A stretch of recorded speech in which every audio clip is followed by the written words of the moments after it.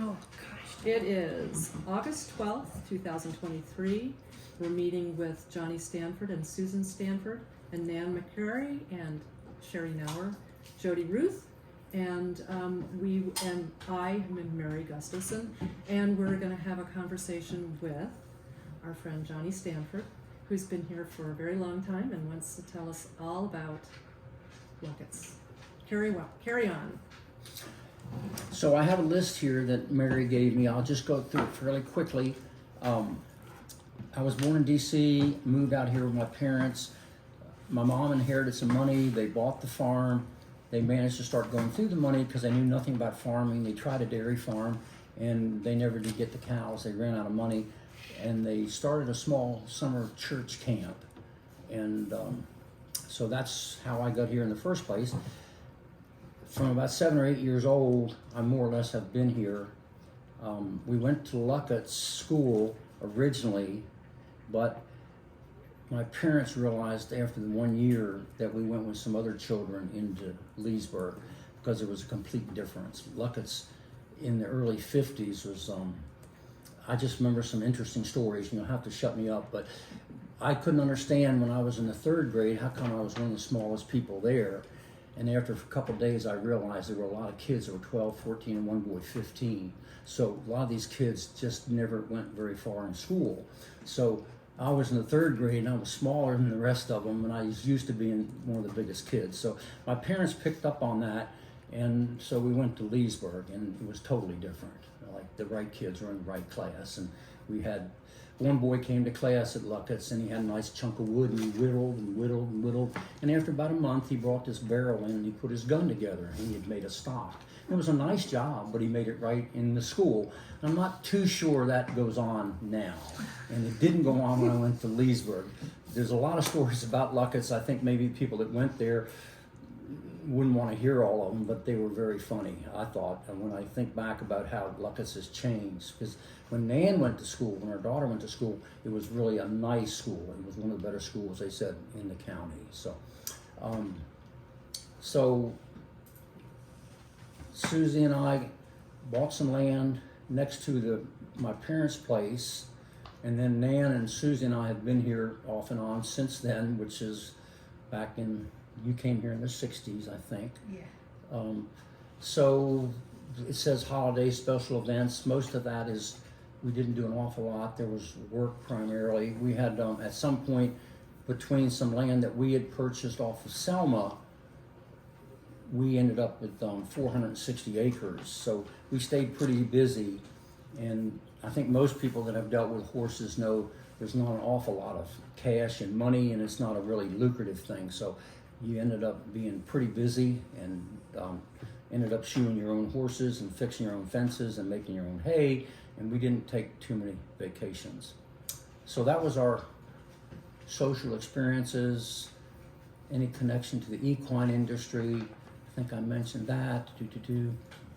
And then the thing you mentioned, what future do you see in Lucketts, is that, I don't know, I just wish it would quit being a parking lot, but I'm not sure how we can take care of that. So that's really it. Does that answer all your basic those questions? are the basic things that just to give our listeners the opportunity to kind of So get the part I think that stands out in my mind is that the people I knew in Lucketts, it was primarily a farming community, and we got to be good friends with Jim Loy, who was the chief of the fire company. Oh, yeah. And he and I farmed together a lot and did a lot of stuff together. And most everything in Lucketts was farm related. And there were horses, but they weren't like they are now. And they weren't, they were primarily work horses, or somebody would have a pleasure horse. But that whole end of things has just changed tremendously. And but the Lloyd Frys and James McKimmy's and Bud Greenfields have kind of moved on, and so those are the people that I really remembered and I was with, because I think primarily the kids that I went to school with didn't stay in farming, and we got into farming more as time went on, and we rented some property, and we rented part of Raspberry Falls, which used to be Raspberry Plains, and now it's a golf course. And we put out 300 acres of corn, which these days is not very much, but we made a lot of hay, and we farmed and had 80 to 100 cows and a bunch of hogs. And so we were really into that, but we got into the excavating business as a sideline because we needed some equipment on the farm, and then we realized that it was a little more lucrative than farming.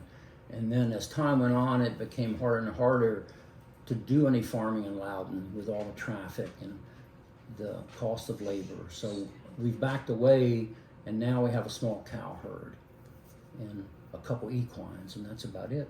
You finish the cattle off, or how do you? We have what's the essentially nature? what you call a cow-calf operation, and so you have the mother calves. They have calves on them until you wean them, and then generally at this around a 500 pound, then they go somewhere else, and they either go back on grass or they start going on feed to be finished.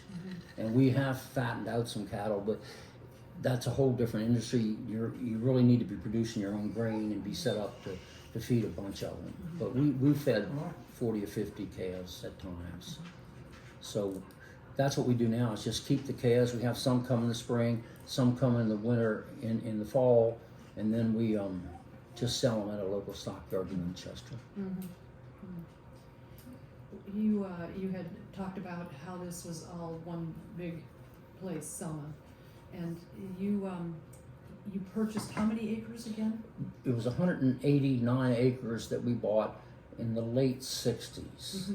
And we bought that from Ross Lipscomb, who owned Raspberry Plain. I keep messing them up because now it's called Raspberry Falls, but he owned that, and he was third generation there. So he bought all of Selma from Miss Elizabeth White, and it was about 1,000 acres at that point.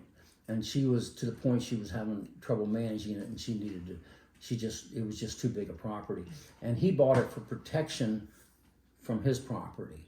And so when I found out that he wasn't that interested on Selma Lane to us on kind of the north side, that's when I approached him, and so we bought some land from him at that point, because he really didn't want all that. He just wanted to get nobody else to buy the part near him. So we were able to get, and that was all open land, so that got us into farming some, and that helped a lot. And then we rented some farms.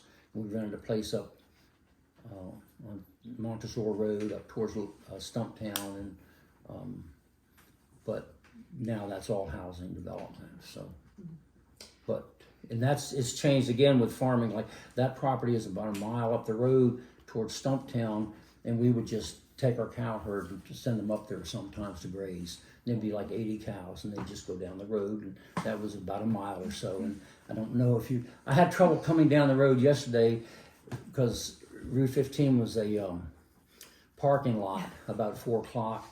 And so I was having trouble coming from Stumptown because there were so many cars to pass.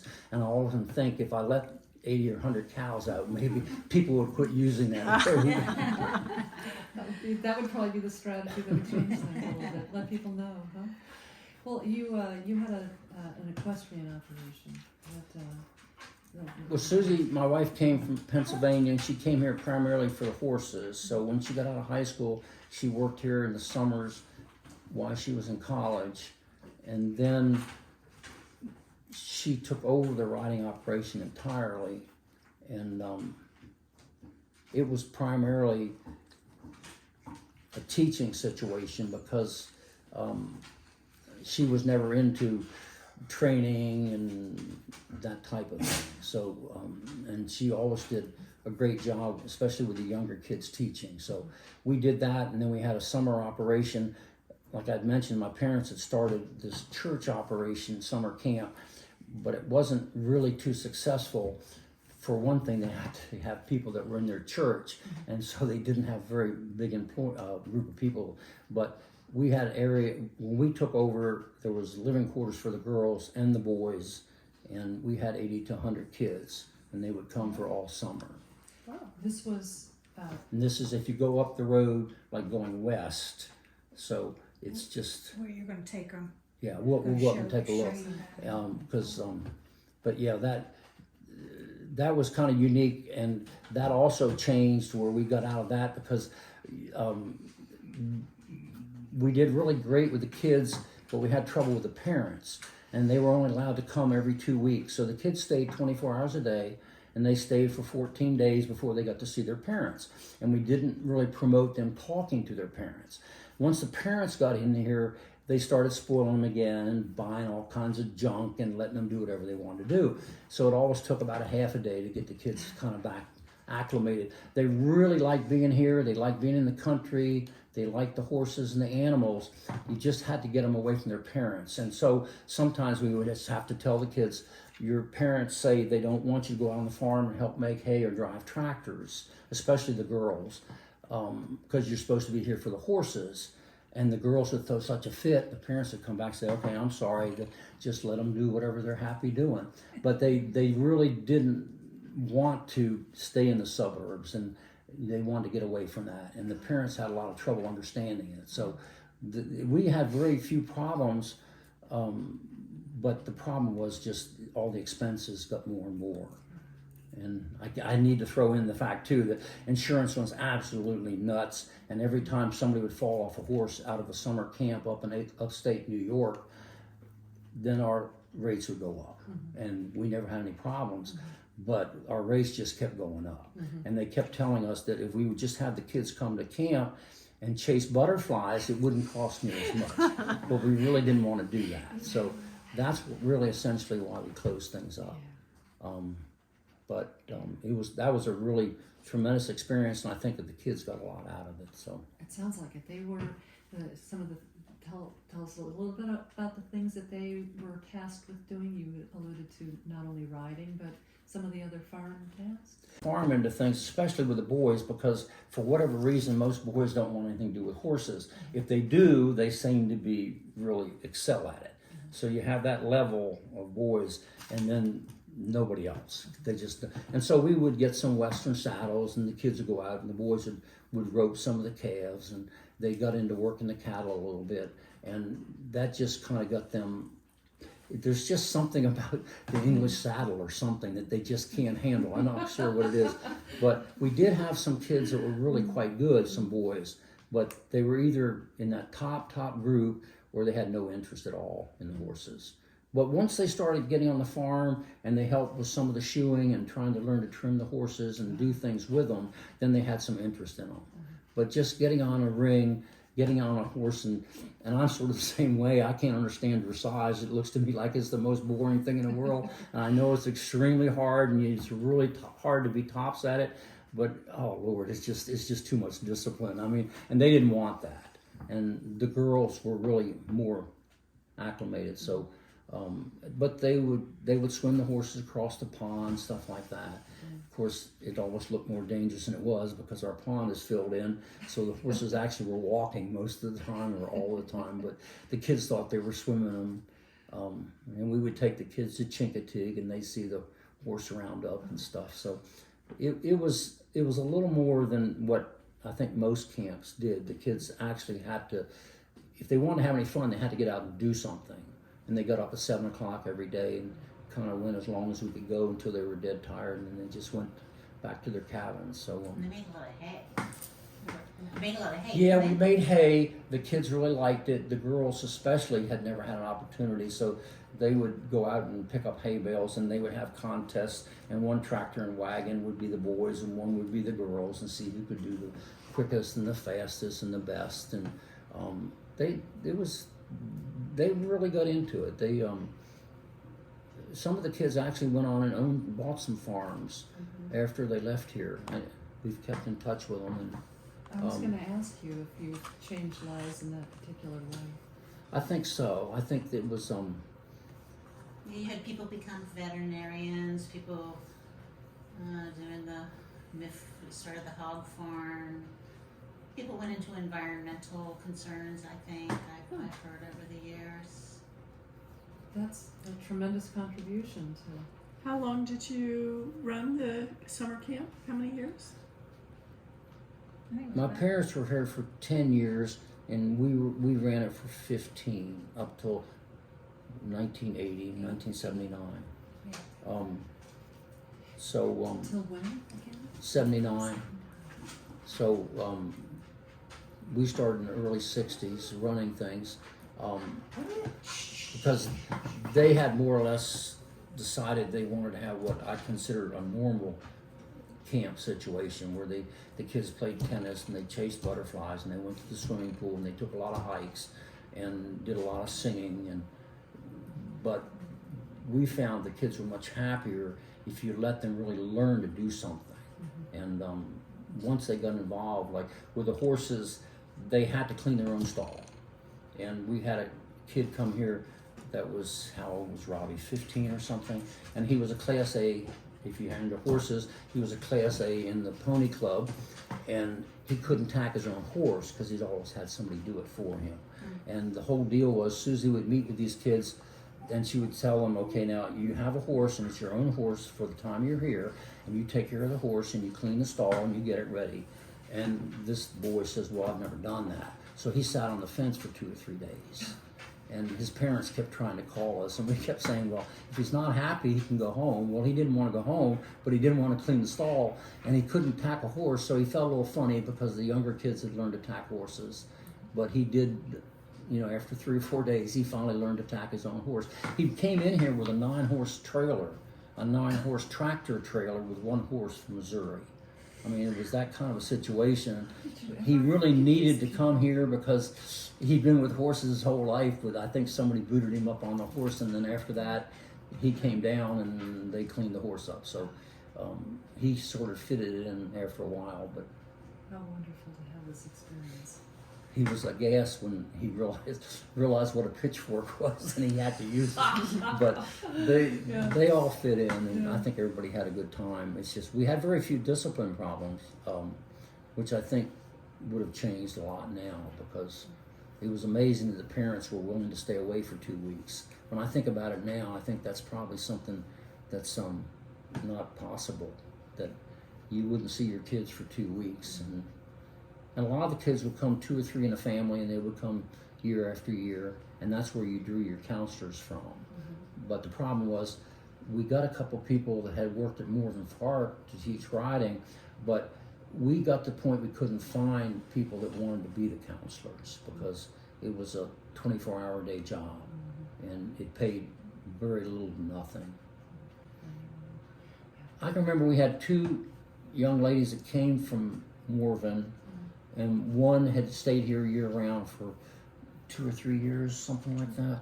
And the other lady did fine, but she really didn't fit in a farm setting or whatever. Because whenever you're not with the horses when you worked here, you had to do something else. And so generally that was, she wasn't too crazy about the hogs. She had trouble with the hogs. You had more than just the horses. You had cattle and horses and hogs. Yeah, we had a couple hundred hogs on feed and a bunch of sows, and so we had baby pigs. We got into that business partly because of Jim Loy. He gave us a runt, and that because they have 2 or 3 litters a year, all of a sudden you have Susie was taking care of them, and they were up around the house, just kind of walking around, and all of a sudden there's like 20 or 30 of them. So we got into hog business that way. It goes faster. They do a fine job of making more pigs. We like hogs. I mean, they're just great animals. I mean, they have a lot of neuroses like people, and they say they're very similar in many ways. But yeah, we liked them. They were real pets. We would have a couple we just let loose, and they'd walk up to the pond and go swimming, and people were kind of upset. They're like, there's a wild hog. Nah, she's a pet. They say they're real smart. They're supposedly horses are supposed to be so much smarter than everybody else, but I think hogs are smarter than horses. I've heard that as much, yeah. So what are some of the experiences that you had? You mentioned Jim Loy, of course that's a familiar name, and James McKinney. I remember all those people that, were you part of the fire department, the volunteer I was in the fire company for 10 years. Oh, you were, so you were part of It was, again, because I was on the far edge, so I very seldom could get to the fire truck. So I ended up going to the fires, but not from the station. But one time I did get to the firehouse before anybody else. It was in the middle of the day, and for some reason nobody showed up. And I know what it was. I was right up from the fire station at Zane and Buck Lawson's place, which is right on top of the hill, right about where the fire company is. About what year is this? Zane and Buck Lawson. No, about what year was that? Gee, I don't know, 60s? 70, middle 70s, Middle something 70s. like that. So I was up there talking to Zane, and he had been in the fire company. And so anyway, the alarm went off, so I went to the firehouse, and I was faster than anybody else. And there was a gentleman that used to drive my school bus when I was a kid, and so he said, just, you need to go and take it to the fire. And I said, well, I don't think you're supposed to go with one person in the truck, and also I've never driven the fire truck. And so, he said, well, it went off, then they set the tones off again, which means they set the alarm off because nobody was responding.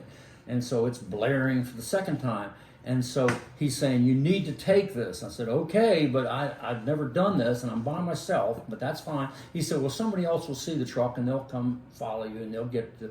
So I started out on the 15, and by that time, the chief, Jim Lloyd, had heard the fire alarm, and he came charging in there, and he stops right in the middle of Lucketts, where Stumptown Road goes over, and just gets out of his truck, because a lot of these guys, the fire company was so important to them.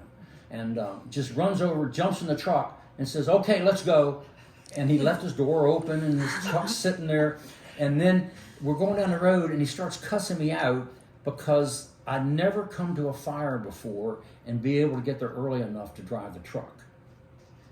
And I'll never forget, he said, the only reason you got here in time because the damn fire is at your farm, which I had no idea. And so then I went a little faster, and somebody was cleaning one of the furnaces on one of our tenant houses. And the guy cleaning it, for some reason, tried to start it, and there was too much fuel oil, and it just went whoof, and all this smoke, and it all went upstairs, and the lady thought the house was on fire, and so she called the fire company. But the chief was so upset I got there before he did, but it was only because of my house. And he never would believe that I told him I was right up the road. Describe where that house is. Well, where your house actually... This is part of the farm. So this farm goes from Selma Lane over to Montresor Road, and then it goes up to the mountain. So it's the house that's up above what we call Gareland? No. Well, this is one of the tenant houses. There was 5 on the farm, Oh, okay. and it was one of the tenant houses, One of the tenants. up above Gareland. Okay, right.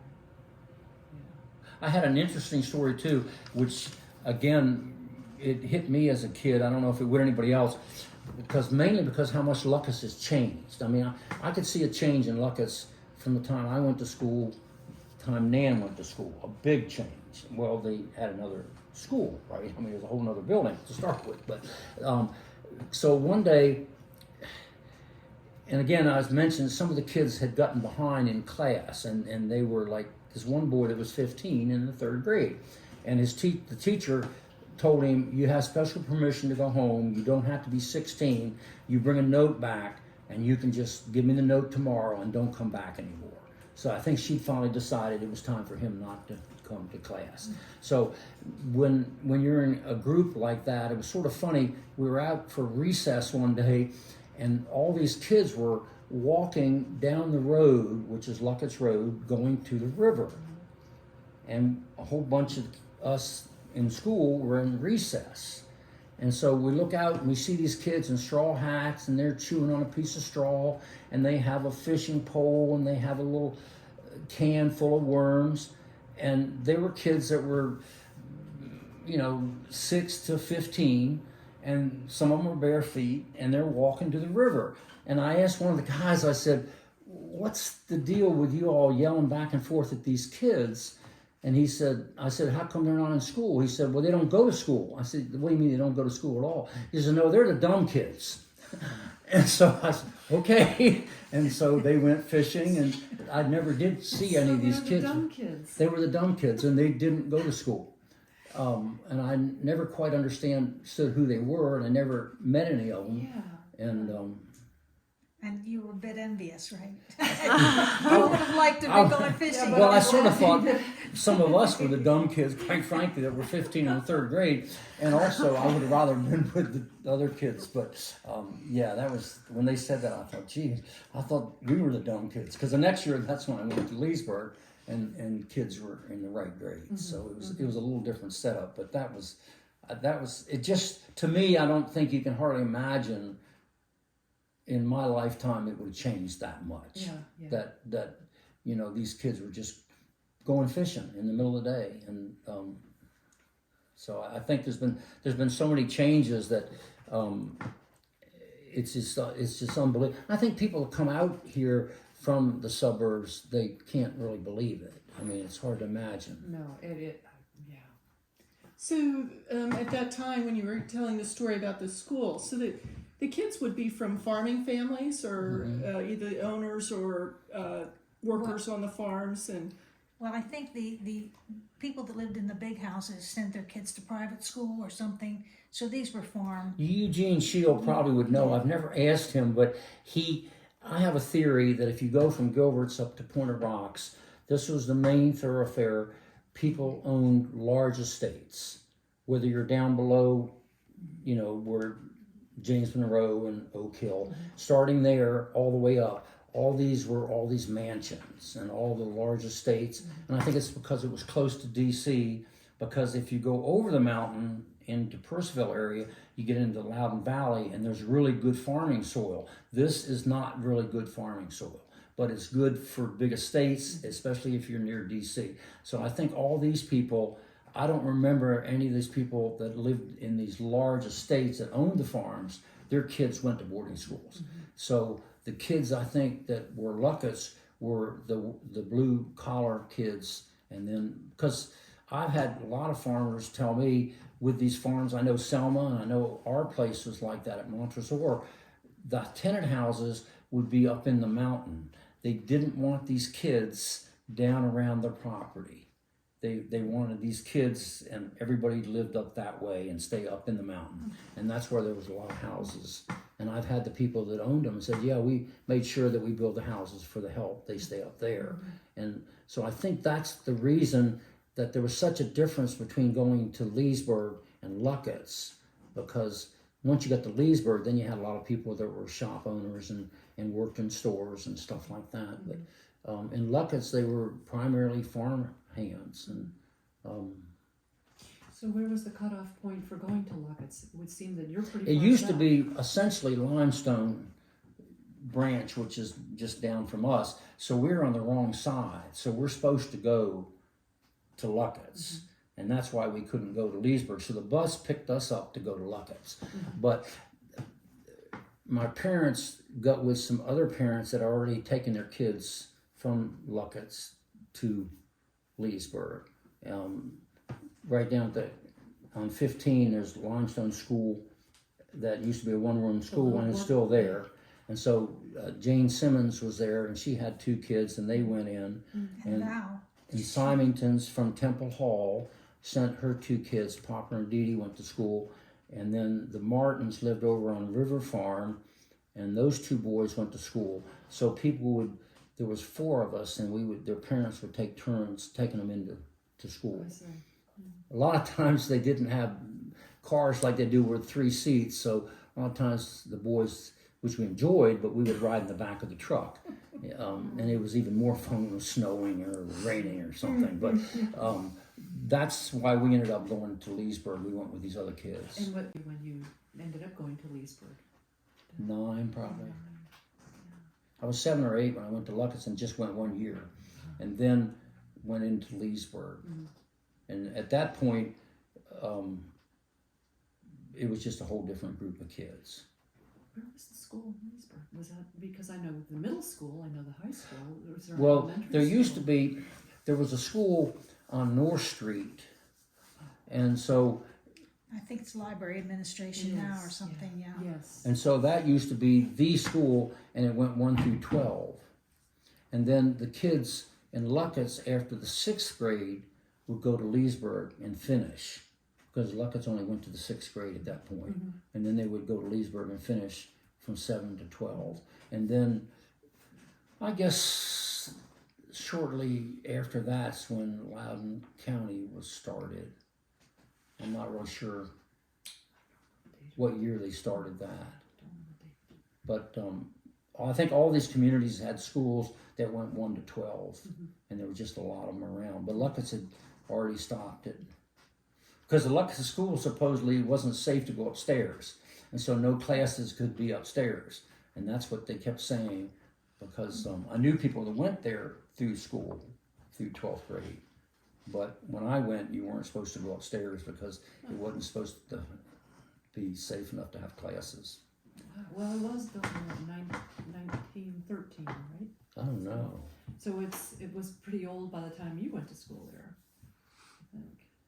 Yeah. I understand that and the consolidated schools in the rural areas were, black children were not allowed to go to the schools. They went into some, to the... Well, right down from the school we're talking about on North Street is the only school that the blacks had before they started Douglas. And so they all went to school, and we knew some people. There was a lady that we were really good friends with that worked for us in the summer, and she went to school there for years, and her family did, and we knew some of them. But yeah, it was totally separate. Yeah, not until they went to the new Lucketts school. And that would be something really hard for communities out here now to comprehend as well. The fact that they're integrated. Yeah, it was a very strange thing because the farm families and the people I knew that worked on the farms, like Rockland and Prosper Wells, Whitmores and Browns and all, they had mostly black people working on the farms. And they were just really good families, and they were good people, and they were hard workers, and they kept these farms fairly successful. But it was just funny, for some reason, there was just this separate, and they'd grown up with it, and they didn't really, understand or because it was just some of the things. When I was younger, my brother and I, one time, we used to like to go, sometimes we'll hitchhike to Leesburg, and we were little. I mean, maybe I was 10 or something, and people would always give you a ride. They don't anymore, which I don't blame them particularly, but you could always kind of get a lift with somebody. And we went in there one day to go swimming because the Leesburg Fire Company had their own swimming pool, and they'd built a swimming pool. And we went in to go swimming, so we hitchhiked all the way in. We went to the pool, and these guys were standing there, and I said, what's the deal with the pool? And they said, well, we bulldozed it in. I said, what are you talking about? He said, well, the blacks wanted to swim, and they told them they had a right to be here, so we bulldozed it in. And I'm sitting there with my swimming outfit, and I was like, so I came all the way in here to swim, and now I can't swim for some reason I don't understand. I don't get it. No, you can't ever swim here again. And I said, because you don't like somebody, I can't go swimming. I don't get it. And I remember leaving thinking, this is the most peculiar thing I've ever heard of. So I didn't pick up much of that racism early on. It just seemed stupid, and it's always seemed a little peculiar. But I know that was just very strange. Yeah. So most of your interaction was with people to the north of here, Right. The Lucketts community, I guess, if you will. Tell us about some of your other. Well, because for some reason it seemed like when you went that way it was more townies. People used to talk about, and so these were, and this is what I was kind of interested in being involved in. So, but yeah, they everything was geared around. It was just the road you came in, which is now called Montresor Road. Originally, the road over to Waterford went right in front of our house. I can show you where the roadbed was. And so it went from 15 at Limestone, and you forded the creek, you went across Limestone Branch, and you drove right up through here and over the mountain to Waterford. And that was the main road to Waterford. So then they decided to cut in what they called the new road. And I hear this from people. It's not as much reading as like Jane Simmons that lived at Limestone School would say these stories as she grew up here. And so they put in what they called the new road, and then they ended up calling it Lachlan Lane. And then all of a sudden one day we went out and somebody had decided to call it Montresor Road. So but this road was abandoned, but this was the main road over the mountain. If you go, have you ever heard of the Browns? There were the Brown sisters. Lane, Brown's Farm Lane. Yeah, it's on so the they're, other side, I think. I can't remember where they were from, Pittsburgh or somewhere, and they had a place there that was very unique because they had tons of statues, and the kids used to like to go out and break the statues. It was, anyway, but they were there for a long time, and this road went over the mountain, and if you go to that side of the mountain, you can see the big wash, and you can see the roadbed. Interesting. And so there was a lot of travel up through here. But at that point, I think things had got a little civilized, because before that, the upper part of our property into the mountain was called Rogues Hollow. And you weren't supposed to ever go in Rogues Hollow by yourself. And they said that they used to, see, this area was different because I think I don't know whether it wasn't just that good a farming area or what, but Route 15, they said you have to be very careful going out there, by yourself, and that, women could never go there by themselves and with a horse and buggy, and so it was. But let me tell you this other story, because I'll forget. This is one that I really get a kick out of. So Miss Elizabeth White, her dad had these tremendous Percherons, which I think most people have listened to some of the things that you've done in the past. So she was winding this down, but I got to know her. So she lived in Selma by herself with a collie dog that was mostly deaf. So when I would go over to find her, which Selma is the biggest house I've ever seen in my life, and a lot of people build these humongous mansions, but this was really big. So I would beat on the door and holler and scream, and finally the dog would bark and she would come visit. So she would tell me these stories. So Selma burnt, according to her, in the late 1800s, early 19. Part of it, the one wing is still there, but the rest of it they redid, and I think they enlarged it. And I've seen the plans because we've done some work over there in the excavating company. And 1902, I think they had an architect from DC drew up these plans, or Richmond or somewhere. But Miss White would tell me she would sit on the front lawn when she was a kid, and she would look down to 15, which they were high enough she could see that over a mile long, and she would look down and she could see the horses bringing the stone from Pointed Rocks. And what they would do is take the horses up in the morning early, and they'd load the stone, and then late in the evening when it was cool in the summer, they would bring them down. And so they would have a horse and a wagon, and then 10 or 15 feet in front of that, they'd have a lantern.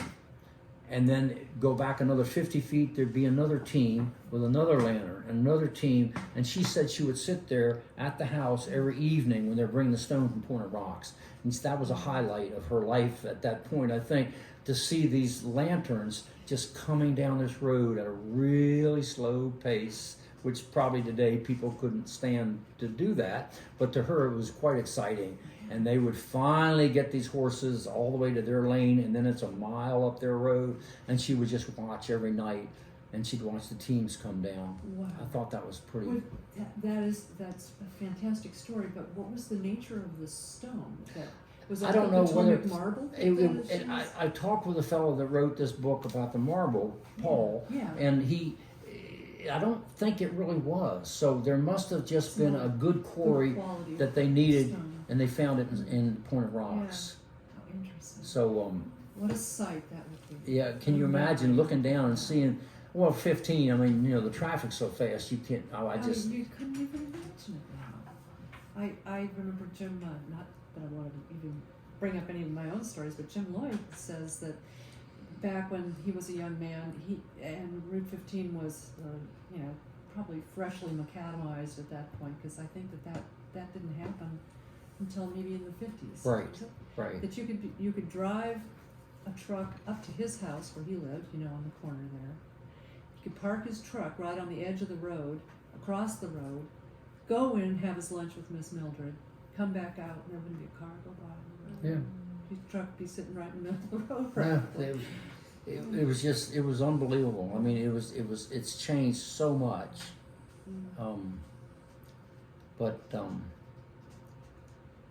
Yeah, and he was a kind of a unique guy because he did a tremendous job in the fire company.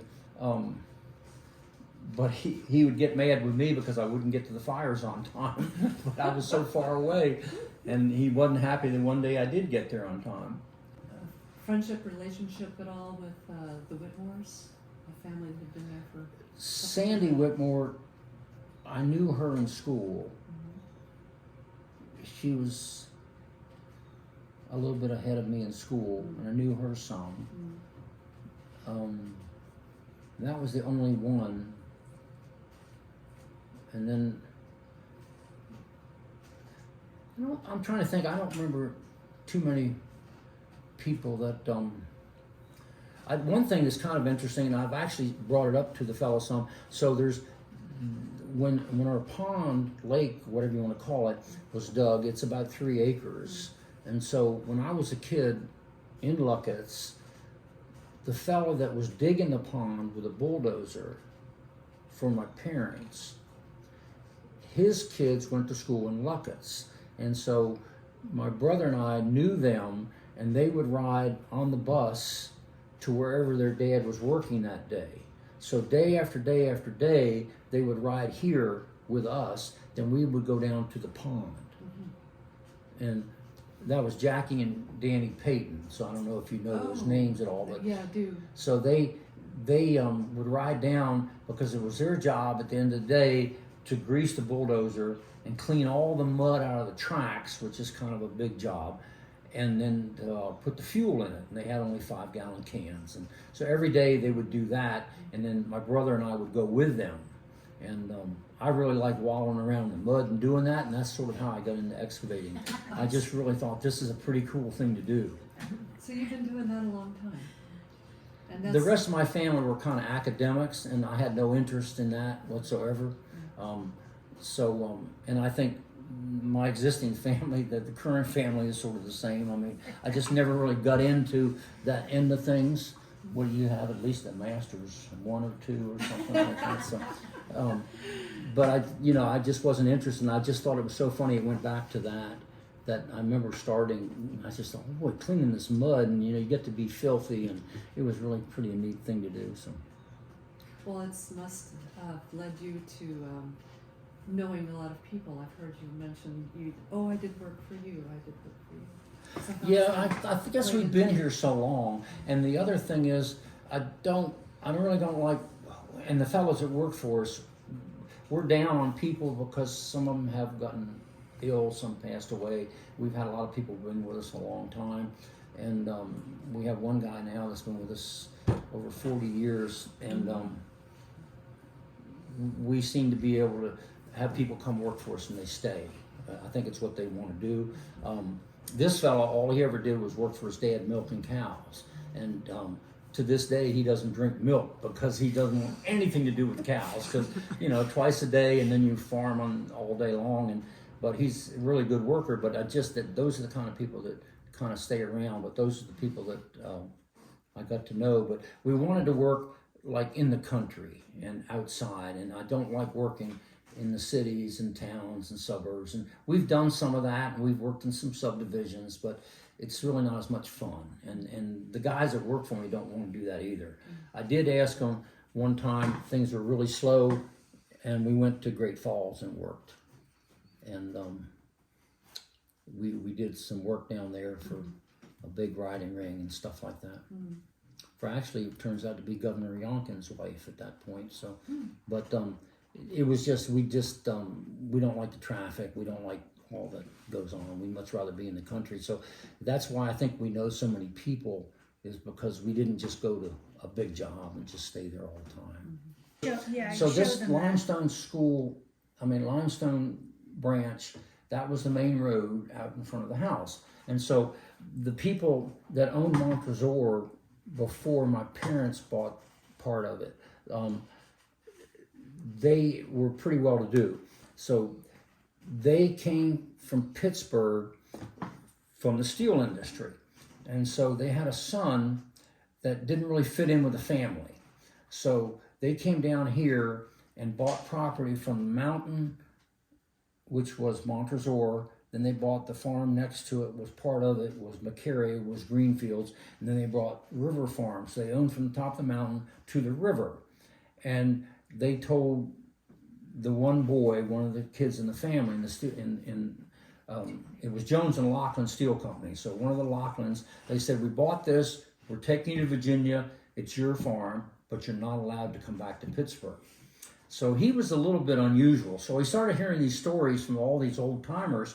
And there's some old timers that, a couple of them lived up the road on a farm that we used to rent, Martin and Sylvester, and they used to help the farmers locally, and they would work for $3 a day. And they helped these farmers whenever there was work. So they were telling me that the fellow that had bought this, Lachlan, from the Jones and Lachlan Steel Company, he decided he didn't want to have a Model T anymore. He wanted a fancy car. So he bought a Lincoln car. That's how they thought it was a Lincoln car.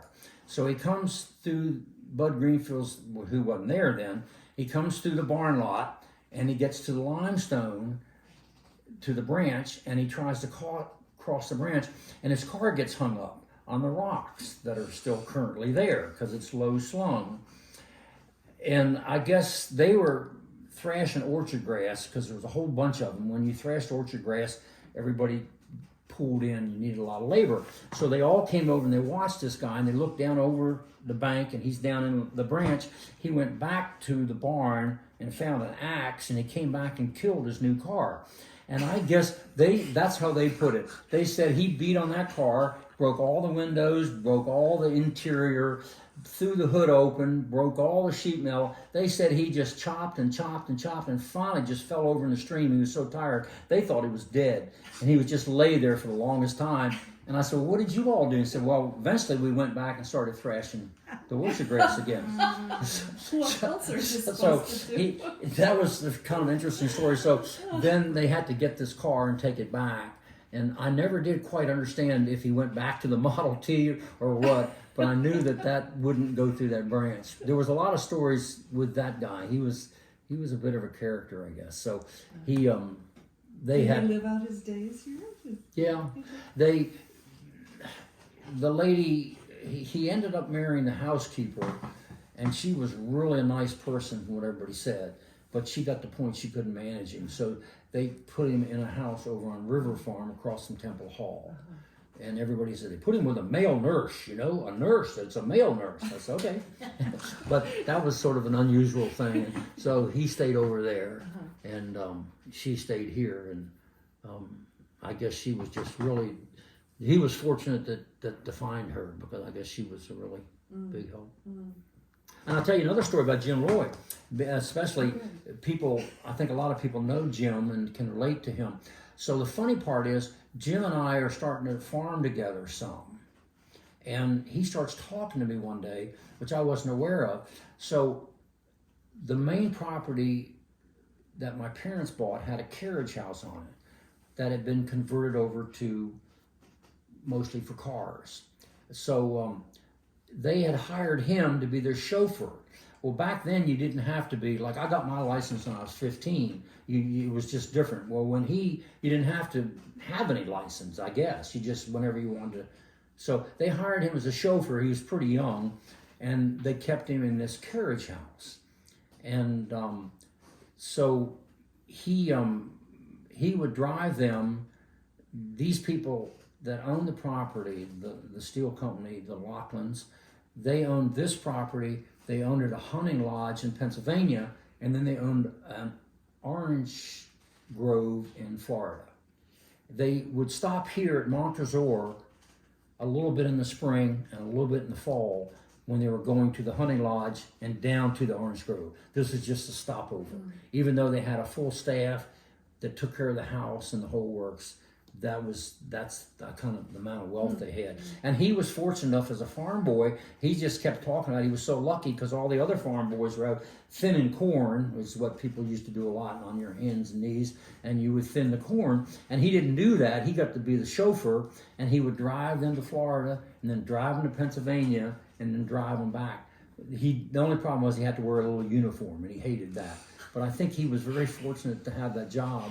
And the funny part is that the farm, the property in Pennsylvania was also started as a summer camp. And we knew those people that were up there. And so when he started talking about it, it was just so funny that I knew where he was going, and I knew that property. And it was just so funny that that property and also Montresor both became summer camps. And it was sort of an interesting coincidence. A pamphlet from your writing? Yeah, we have one every year. may I There was see? just to show. It's kind of, but yeah, you can see like just a little bit of the. That's good. That is one beautiful barn, this thing. Yeah, barn still that was standing? when I was a kid. That was full of hay all the way to the roof. Your hay, the hay that you made. No, when we bought the place, it was Oh, so full. when you got it. And I don't even remember if they came and got the hay or it was sold. But it was. We used to play in the hayloft, but you had to go all the way to the top of the barn because it was filled all the way up. It's a big barn. What? Oh, you changed it into a dining hall, kitchen, office, and rec area. Got the hay out.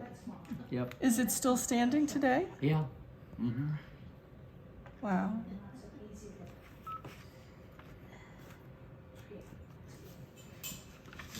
This is the only copy that you have of this. That's the problem. We've given these things away and we can't find them. Yeah. We only seem to have one copy of each. We've given away a lot of them over the years. Are you taking pictures? Stop in.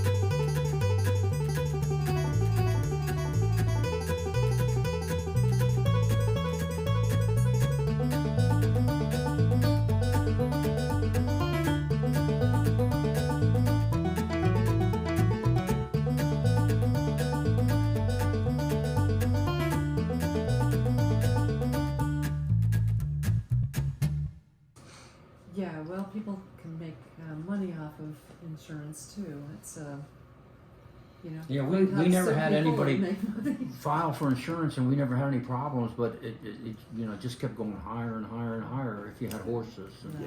Yeah.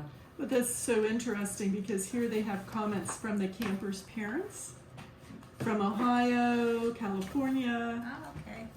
right? I have not really looked at that for a long time. Another Ohio parent comments, a camper from California writes. No, But you're yeah, right. it was kind of unique because the kids, I think, had way more discipline than what they were used to, but they also had more freedom. They just. Well, I think they did think they felt the self-worth. They had specific things to do and contribute to whatever we're doing. And that was really, I think, something that maybe is missing today. The ones he's talking about were more like teenagers. The little kids did do the arts and crafts and, you know, nature walks and all those things. The 6 and 7 and 8 year olds, they didn't do as much of the things he's talking about. But the problems that you have with the teenagers, to me, is so simplistic is they don't have anything to do. Right. You just give them Keep something them to do. busy and get And them so, tired. like near the end of each session, we would have 2 4-week camps, and a lot of people would just come for 8 weeks. And if their parents had gone to Europe or whatever, and we had kids that were middle to upper, and a few rich kids. The rich kids generally were like the boy that sat on the fence. They didn't fit in, and they had to make some changes, and it really wasn't elitist enough for them. because they had nice places, but they were more primitive than what some of the kids were used to. But they at the end of the 4-week period, when kids are going to go home, they're always going to kind of act up the last night. And so you just, we put them in a great big hay wagon, the older kids, and we just take them back through the back roads, and we'd ride all the back roads around Stumptown, and they're in the back of the truck, and they're having a blast, and they're singing and carrying on, but they're not causing any trouble because you just kept them in the back of the truck. After 2 or 3 years, they figured that out, but they still liked the hay ride so much that it just kind of all worked out.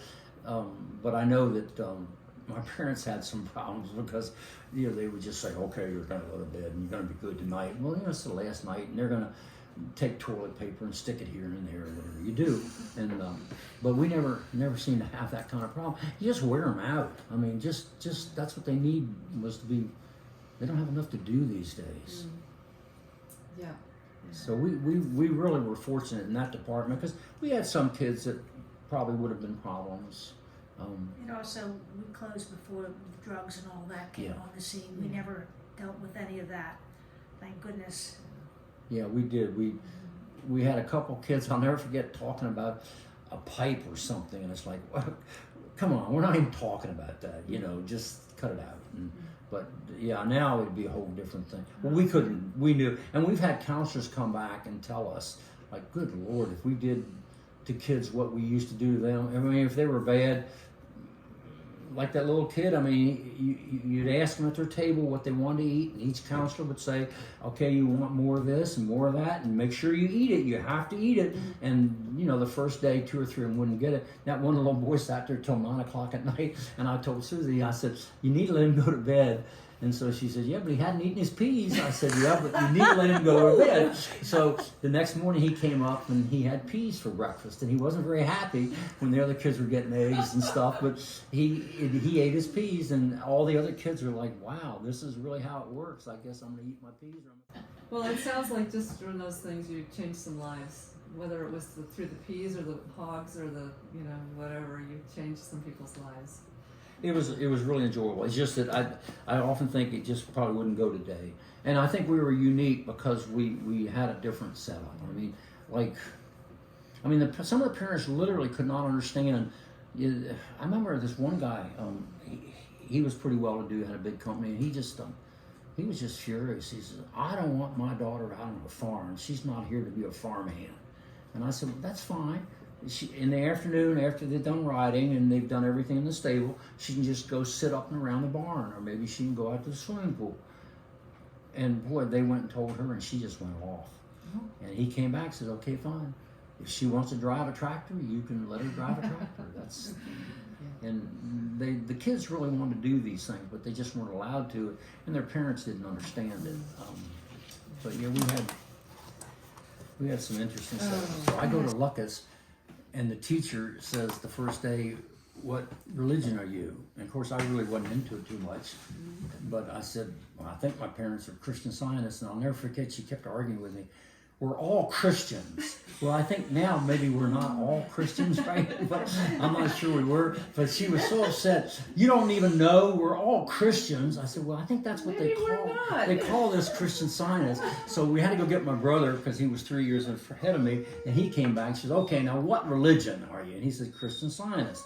Oh, she did the same thing. If Go home and get your be parents. Baptist, or what else? Was Yeah, it Catholic? she said you need. She said, "I'll give you a hint. It can be Baptist, it can be Methodist." And my brother said, "No, Christian Scientist." This poor woman was familiar with. She just So she didn't know about Muslims She and didn't Buddhists and stuff. So it was just.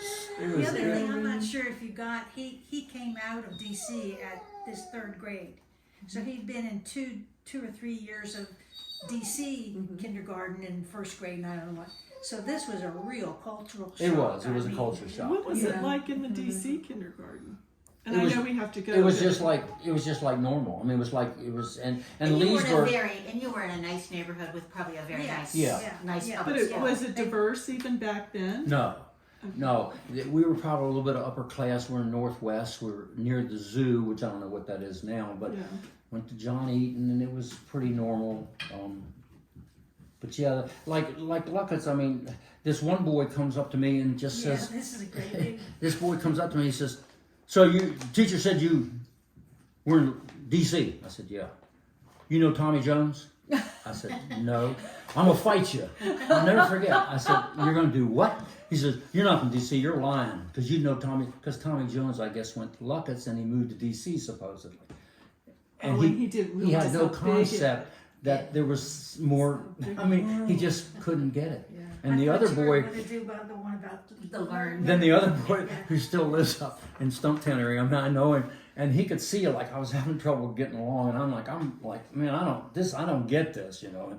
And these kids were so much bigger, and they were, their culture. I mean, there was a couple kids that had no shoes one day. I mean, it was just different. So this one boy comes over to me, and he puts his arm around. I'm just sitting there like this. This culture, I don't get it. So he puts his arm around and he says, I'll never forget, because I asked my brother when we got off the bus, he says, don't be a scarred, I'll learn you everything you need to know. and I said, what? I said, don't be a scarred, I'll learn you everything you need to know. And I asked my brother, what does it mean? He said, I don't know, I'll ask my teacher tomorrow. So we asked the teacher, and he explained that's what it was. Don't be scarred, I'll learn you everything you need to know. I mean, the Lucketts was different. They were different. Why did you stay? Why did you stay in Lucketts? Why didn't I stay? Why did you stay in Lucketts? Well, I only stayed in for 1 year. No, but I mean, why did you not leave this area? As an adult. Well, as an adult. because I was so against the academic setting, and I didn't want to. My brother ended up going to Sidwell Friends, yeah. and my sister went to Holton Arms, and they all They did would have this. loved it if he would have, but he wouldn't. But yeah, I mean, she got 3 degrees and 3 different colleges. I mean, you know, I didn't want no parts of that. I just wanted to work on a farm. Is what I wanted So to do. you wanted to be a And we bought into the family farm and it ended up we. And then when we Susie got that showed up, thing. we got the horses turned around, and we got the place. My parents were getting in really dire straits financially because they had never run a business. And Jimmy. I had this thing: if you inherit a lot of money, I really believe this. If you inherit a lot of money, you're really kind of hard to work for that person because they never made it. They don't know where it came from, and all they do is see it disappearing. And so you need to work for somebody that earned their own money, because then they know what's involved. But these people, I mean, the same with Raspberry. I did a lot of work for Ross Lifton. He was 3rd generation. His grandfather was the biggest builder in D.C., which means commercial buildings, which mean, I don't know what he was building, but the Capitol or something. And the grandfather that owned Raspberry put up 5 board fences around the whole 1,000 acres. I mean, had racehorses, the whole works. Next generation, and then the next generation, and they lost it all. But, you know, with Ross, the 3rd generation, he's just, all they can do is just tight, just be like hard to work with, because they don't know how to make any money, and they don't know what anything's worth, so they just see it disappearing. But, so anyway, I got to knowing the people and knowing the country people and like being around them. And once I learned some of the vocabulary and I could understand what they're saying. Say that one again. Right. What did the guy say to you? He says, don't be a scarred, don't be scared. I'll learn you everything you need to know. And I thought, well, I need to start with what you're telling me. I didn't, that was comical, but it was just such, but the boy that brought that little block of wood and just started whittling right next to me, I just couldn't believe it, day after day after day. And even as a kid, I just didn't think you should, you know, put it. And then finally, the teacher never stopped him. She didn't think anything. The kids, you just couldn't really discipline them, but so much, I guess. I don't know. And finally, he brings this barrel in and he mounts it to this block of wood, and now he has a gun, and he showed it around the school, and that was different. Different things. I'm wondering if any of this is seen by people from back then. They'll say I made this up. Yeah. No, this is true. Or they'll be like, They're "How probably is that like guy?" cognitive dissonance. They can't handle it. It's like, I don't want any parts of this. That's not true. You Yeah. have to figure most of the people you met up there had lived here all their lives. They're born here. You moved in. So that was that cultural abyss there that he had to overcome. Yeah, and I think we were perceived as being well-to-do. Well, What are you laughing? Well, I would say so. You had shoes, right? So Yeah, we had. different We had. educated you. Your Markers parents- are, you know. And your parents did not. See, my mix parents with didn't any of these interact. people. They didn't. I don't think my father met anybody in Lucketts the whole time he was Because here. he worked in D.C. He was one of the first Oh, commuters. he lived here, but he worked in. He took the Oh. bus in every So morning. he would. Monitor. I mean, he wouldn't He was- even be here He was during very waking oblivious. He was waking very hours. He- oblivious. He was They didn't really. even know that Lucketts was like that. It took them a year to realize that their boys were going to this dysfunctional school. And that's when they realized that Jane Simmons and her father had got an agriculture degree at Minnesota, so he was the farm manager for this whole property. So that's how she was here. And then, Simon, then of course came because her uncle was running for president. I mean, they came from a whole different group. So all these people and the other guys that lived at River Farm, Martins, he was an engineer. So these people had all got together and said, maybe Lucketts isn't the best place because I don't want my kids to be 15 in third grade. So, but I'm not saying that a lot of kids didn't turn out well. I mean, I knew kids like Carolyn McKinney and James's daughter and Sandy Whitmore. Oh yeah, she A was lot a of these teacher kids, at the high school. they want to, but there was a real difference between girls and boys.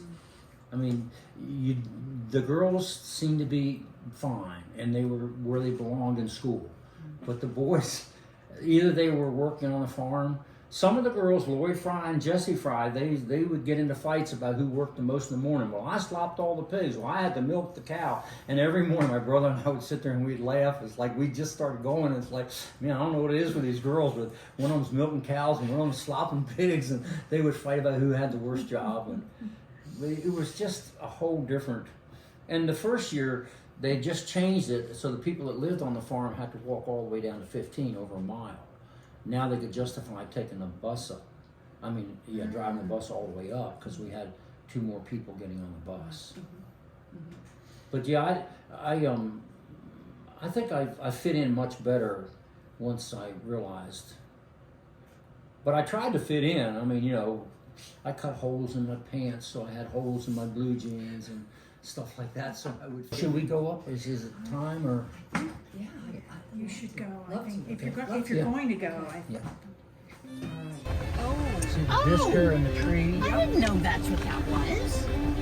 and see how it's sunk down. Yeah. That's the That old was road the old bed. road. So it would have gone just straight. It came from there, went straight up through the equipment, and went down this way. So it wasn't this road that we're on. Yeah. It's next to it. I think it was like over a little bit, Okay. because you can sort of see a bank there, so that bank is not natural. And I'm sure it went up through the field, but they probably leveled it off.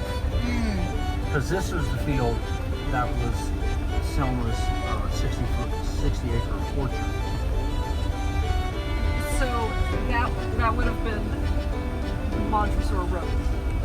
No, No. Montezori's over there. Okay, but what do they call that road? I that don't you even just know unless they described? called the road the Rogues Hollow. I don't have no idea. Yeah. Because the only road, the first thing I knew was it became the new road, and then became Laughlin Lane. Now it's Montezori. Why did they build a new road over there though? Why was Because- it better? I think partly because it turned and went to Stumptown. Okay. Because there was no way to really get straight to Stumptown before. Yeah, if you came up through here, you would have to go through the farm, I guess, to get over to Stumptown. Maybe, I have no idea. Yeah. And maybe this road had washed out so bad. Up in the mountain, this road, I don't know if you've been up there ever, but it's Oh, gullies that are 20 feet deep. Yes. Because you know, when I was a they kid, I never didn't put really gravel, think so about they what just that kept was. working oxen and carts. Yeah. And they made more ruts, and they went deeper, and they eroded, and they went deeper, and they eroded. Yeah. So this land here was all orchard.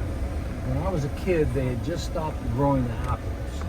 But when we cropped it, we pulled up all kinds of roots, apple trees. And so that thicket over there, where those trees are, that's where Miss Elizabeth White, I used to love her stories. She said they would have to get people to pick the apples. So there were a lot of orchards in Winchester. So those fellows would come, I guess, or everybody would come down and work, as migrant workers or whatever, and come this way and pick it. She said they always came in on a Friday evening. They had a big fight and drunks and all kinds of carrying on. They'd get the sheriff. He'd come out and arrest about half of them. Monday morning, the ones that were sobered up, there'd only be half the size of the crew, and they would pick the apples. The next year, the same thing. And she had some stories to tell. So there was a big packing plant right out in the middle, and there was a big shed that we took down that they sorted the apples in, and then they irrigated, and they had a hose. Well, they pulled the water trucks and the spray rigs with fir trees, and they had water went to there, and where that tree is way up there is a big reservoir, and they would pump water up to the reservoir and let it fill, and then they could get the water out of that reservoir, but it would pump from over where there's a big creek bottom, a wet area over there, and that was the water source for the apples. Now, so Lipscomb's property was Well, Selma Lane is right- that tree line okay, way over there, looking to the and so then south. Okay. his property picked up about the same distance from us to that tree line. Then the tree line over was all Selma, and then Lipscomb's were the next. Okay, so the orchard was on Selma's property. Totally on Selma, Elizabeth's. because Miss Elizabeth's land went from about this, from here to the trees, it went that much farther again. I see.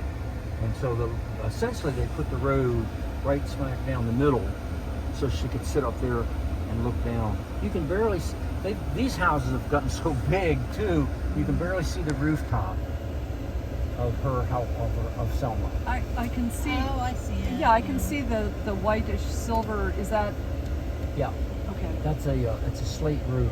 Yeah. You can see it better. Well, I used to like to go up the lane that came up down to Route 15. You know. Yeah. that It's where funny Peter because it used to be my house. Oh, it used to be your house. Yeah, okay. we lived there for 13 years. It was- My husband fixed it That up, was actually. kind of a rough tenant house. You were going to burn it down, and then Caleb were gonna decided to. We were going to put hogs in it. Because it really, when we got the place, it had a sink in the kitchen, and it had an outdoor hydrant, and that was it. And so somebody was renting it they really wanted it, and they were renting it for next to nothing. And then they started having kids, and so they needed a drain field. So then we hooked the well up. And then at that point it was still pretty rough, and Nan moved in it, and they fixed it up really to be a nice place. Peter doesn't get around to keeping it quite as nice as he should, but he's got a busy schedule. So, but that was up in the mountain where they have about 4 houses. This whole farm was worked with blacks. She didn't have anything but blacks. Black Bergeron? people. Oh, black people. Excuse me. Yes. Forgive me for black Bergeron. Good. Okay.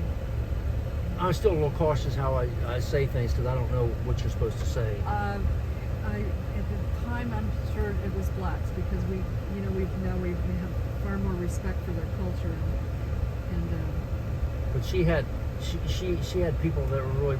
The last one was Tony, and he stopped and talked to me some once we bought it, and she, I guess, put all his kids. He had a number of kids. Put them all through college, except the youngest boy. He didn't want to go to college, so she's put him through a trade school. This house was drug out of the mountain because all the tenant houses. that's Peter's house. Yeah, And it was drug out of the mountain. they were all. They still have. Well, I guess they've all been bulldozed or something. But anyway, they had a bunch of houses up there for all the farm hands, because they wanted to use the lower barn where they had some percherant mares, so they wanted somebody down here to keep an eye on them.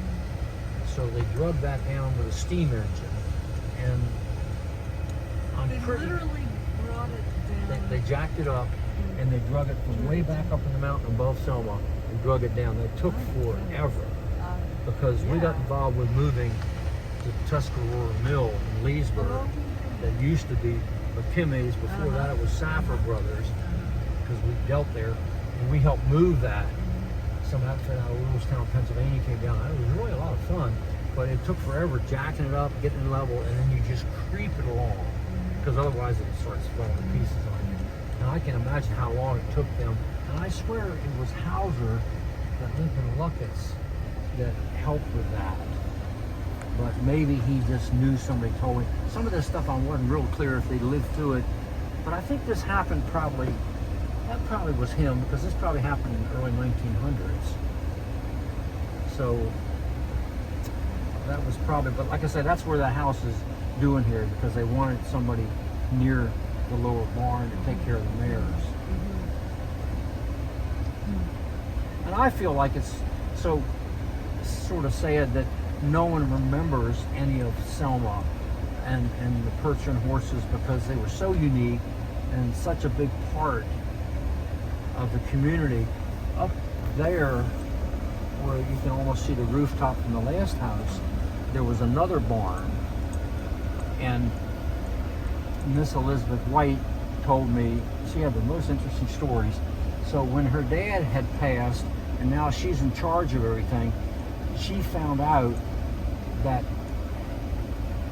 if you have someone coming to look to buy a Percheron, whether it's a mare or a stallion or whatever, the first thing you do is find out how much money they have. And when she's telling me this, I was very surprised that she knew all this.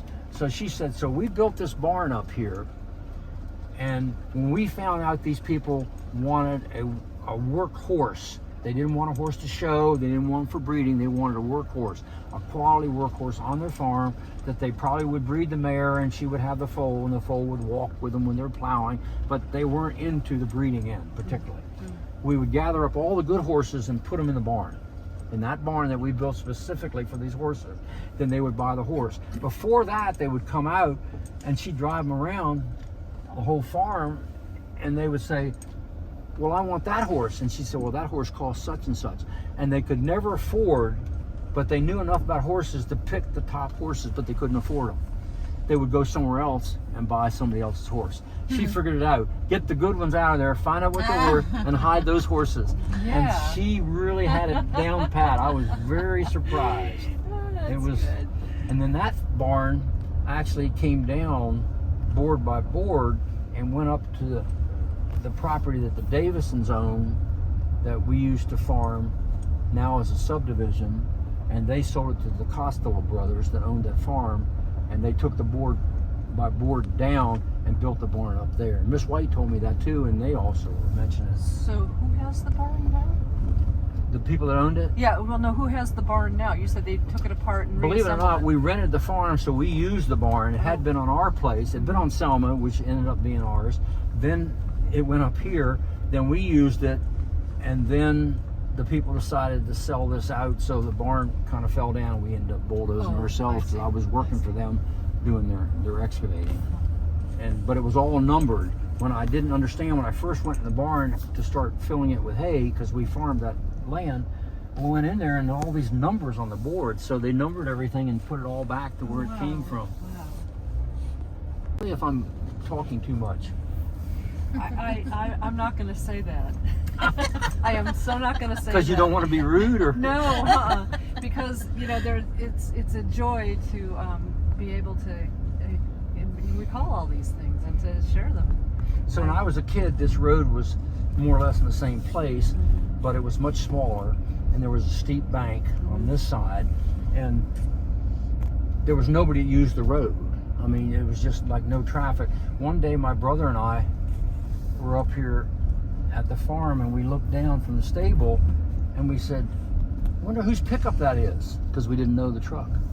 And next thing you know, there's another car and then another pickup, and we said something's going on. So we got on our bikes and we pelted up the road to the next farm, which is called Sailor's Rest. Right. And they were having an auction, because this road had, I mean, we knew everybody that came up and down the road. There just wasn't that much traffic.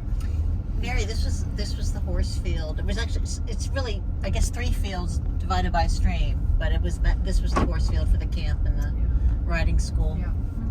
I recognize it. And so This is on the left is one of the former campers who liked it so much. she ended up buying. Do you know property the Pam McAfee? Of her name. Yeah, so She wears she's the therapeutic riding, I think. Yeah. Yes, yeah. So she came to the camp Her and was name so is enchanted by it that they ended up building their. See, little- you know, I was going to ask that question. I thought, well, no, I'm just going to let you talk about this. Whether people had returned to the scene of this, all this incredible experience that they've had. So, my parents not being in business, and like I say, my mom inherited some money, so they came out and bought the place. And then my uncle said, "Well, gee, you got a big place, you ought to have a dairy." So they decided to do a dairy, and they have a new block. They built a new block building, which I don't know if you can see it from here, but they built that in the early 50s. Well, it's really And, grown up. It was the first milking parlor in Loudoun County. Mm. And I have a friend that worked for Carl and Anderson, the John Deere dealership, and he came down and put it together, and they put the milking machines in. So where is it the remnants of the barn that I'm Yeah, we looking can for? see that milking parlor when we come back. Now this is where the stables were. Mm-hmm. We called this a zebra barn because it was brown and had little strips in it for wood lathe.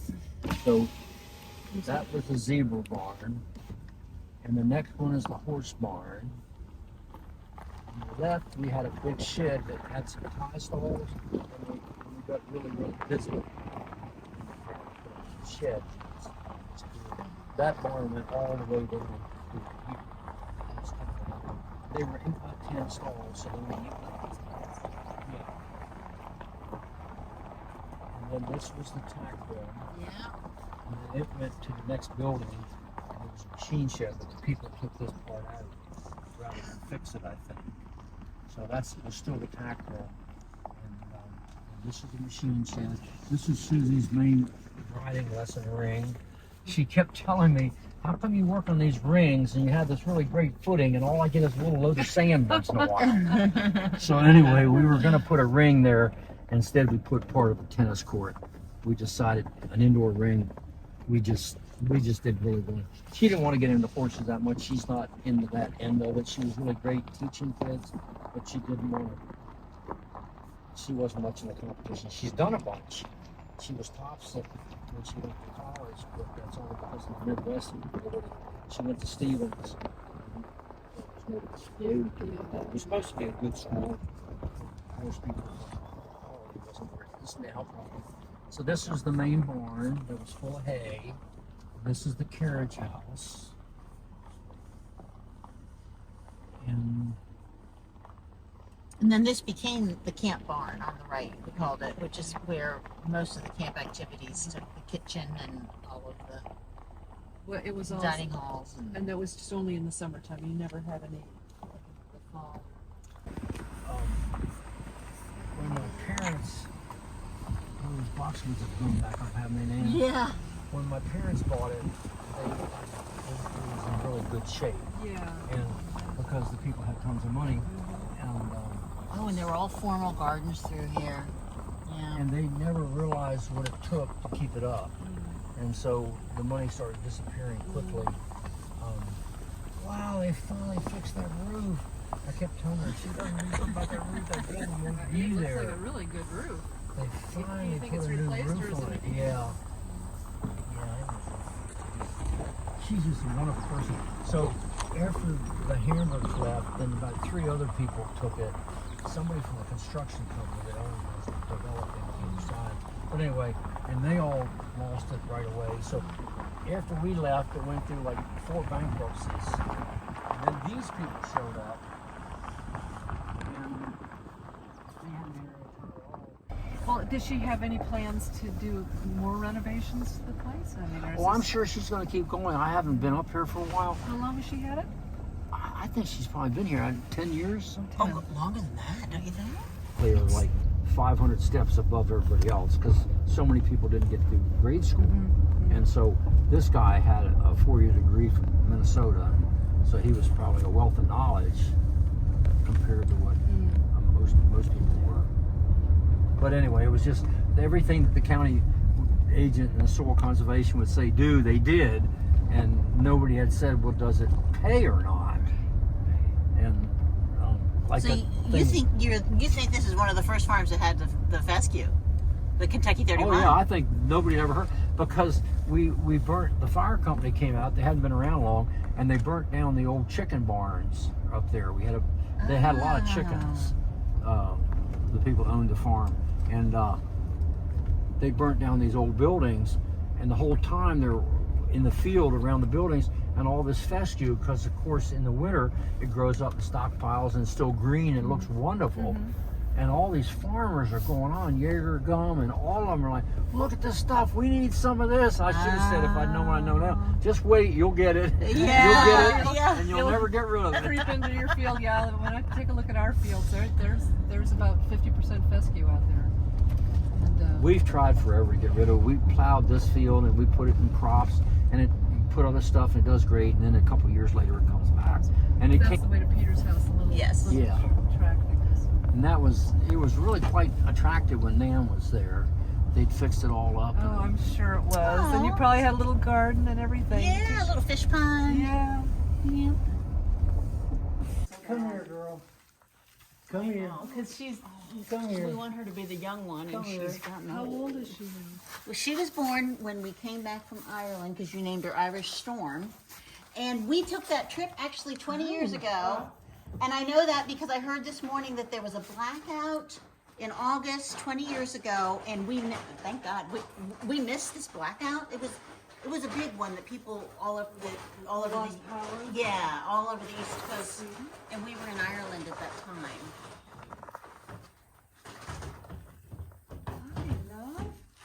Hi, Stormy. Hi, sweetie. I got you, rider. I have you? I don't think Oh, you ever yeah. broke her, did you? Well, Susie's not ever broke any of them. They're all No. broke. So he had a really big one. He was huge. His name was Surrey. I don't know how big he was. And my son and dad used to jump on him. His name was named after Selma. So his regular name was Selma's something another, something another. Oh, look at this little butterfly. You've got a. Oh, wow. What is What it? is that anyway? I don't know which kind it is. Where's your donkey? Come on up here, Jesse. Wow. Some people just hate donkeys, and this has been the coolest animal. Hi, donkey. Oh, I don't want to get you She's away. so sweet. Now, where are they, they have access to the going out, or? Yeah, they have about They just stay 50 there. acres they can run on. Oh, they do? We- That's why there's We a had some brick trouble with side. the waterer in the main field where the cows are, so I just let them come into all these other fields because we have 2 other waterers that are working. We actually just fixed that water today, but because I used to keep them separate from the cows so they wouldn't get so fat. Is it okay to go out? The foot has an issue. You got an access or some sort? Well, we cut. Isn't it beautiful? Yeah, you did. We had a gravel, literally gravel. So, gravel, I guess, is any infection. Yeah. Does it scratch your belly? Oh. Really? Horses will come up and they just go like this. They lift their leg up like this. Scratch me. I used to turn the fan on for these guys. I haven't done it. You'll live through it. You'll live through it. I used to bring the big fan over, had a big fan put on. I'm sorry. But the problem was, I would come down and they would decide not to stay in front of the fan. They'd be out underneath the tree. And I said, well, I'm not going to run that fan all day if I'm going to stay there. Hi, sweetheart. That girl, she is. Hi.